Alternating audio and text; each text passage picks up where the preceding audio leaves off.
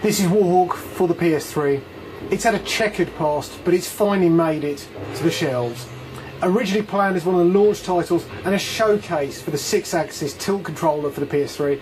Later on, it emerged that it was going to be a download-only game, but it has actually made it to retail. In the box you get a Bluetooth headset, which is handy because this really is a multiplayer-only online shooter fest.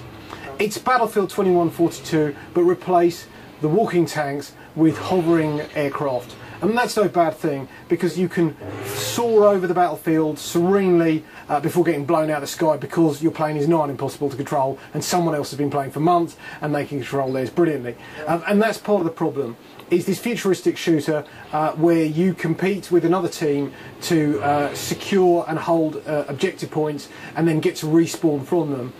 Is fairly difficult to pick up, and there are no in-game tutorials at all, and really no single-player mode to speak of at all either. It's literally the only way you have of mastering the controls of your plane, or to play the single-player mode on your own and just tootle around the maps with no one else for company at all.